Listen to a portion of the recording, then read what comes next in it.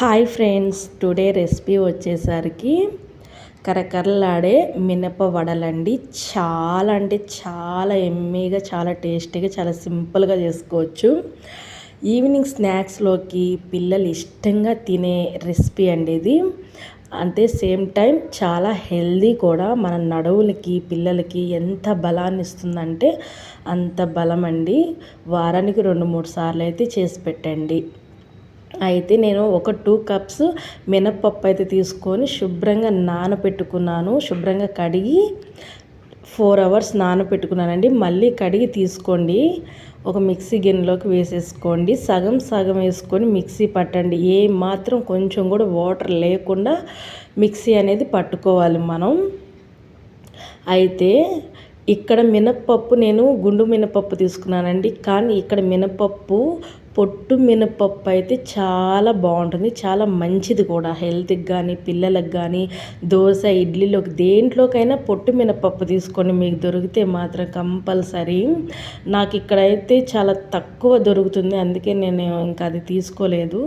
అందుకే నేను ఈ పప్పు వేసుకుంటున్నాను. మీకు దొరికితే కంపల్సరీ తీసుకోండి.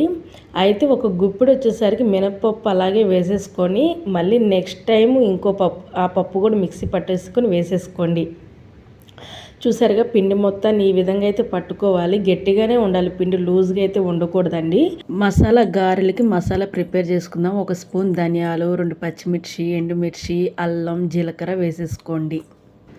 ఈ మసాలా వల్లే మనకి మినప వడలు అనేది చాలా టేస్ట్ వస్తుంది. ఆ మసాలా మొత్తాన్ని కచ్చా పచ్చాగా పట్టేసి పిండిలో వేసేయండి. వేసేసిన తర్వాత కరివేపాకు, కొత్తిమీర, కావాలంటే పుదీనా ఉన్న వేసుకోవచ్చు. తర్వాత ఆనియన్స్ 3 మీడియం సైజ్ ఆనియన్స్ అయితే వేసుకున్నాను. కొంచెం ఎక్కువగానే పడతాయి ఆనియన్స్. వేసుకొని టేస్ట్ వస్తుంది బాగా. ఆనియన్స్ ఉంటే బాగుండేది కదా వడలకి. అలాగే నా దగ్గర కొంచెం తోటకూర ఉంది, అది కూడా నేను కడిగి శుభ్రంగా ఒక గుప్పెడైతే వేసేసాను. బాగుంటుంది, మంచి టేస్ట్ వస్తుంది కదా. పిల్లలు కూడా ఆకుకూరలు తిన్నట్టుంటుందని కొంచెం తగినంత సాల్ట్ కూడా వేసేసుకొని మొత్తాన్ని ఆ మసాలా అన్నిటినీ ఆ పిండికి పట్టేలా కలపాలి. కలిపే లోపు మనం ఒక ప్యాన్ పెట్టుకొని ఆయిల్ పెట్టేసుకోండి. ఆయిల్ అనేది హీట్ ఎక్కిద్ది. ఆ తర్వాత ఒక క్లాత్ తీసుకోండి, కాటన్ క్లాత్, తడిపి గట్టిగా పిండండి. పిండిన తర్వాత చేయి తడుపుకొని కొంచెంగా పిండి తీసుకొని ఇంకా క్లాత్ మీద వేసేసుకొని ఇంకా ఆయిల్లోకి వేసేసుకుంటూ ఉండండి. చూసారు కదా, వీలైనంత పల్చగా అయితే వేసుకోండి.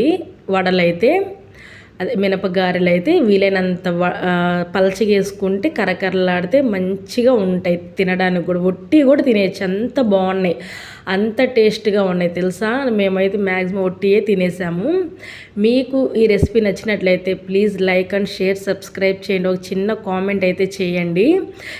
చూసారు కదా, ఇంకా 1 బై 1 అయితే నేను వడలు అనేది వేసేసుకున్నాను. చేత్తో కూడా వేసేసుకోవచ్చు, మీరు ఈజీగా వేసేసుకోవచ్చు. ఇక్కడైతే చికెన్ కర్రీ ఉంటే సూపర్ అంటే సూపర్ అండి, టేస్ట్ అదిరిపోతుంది.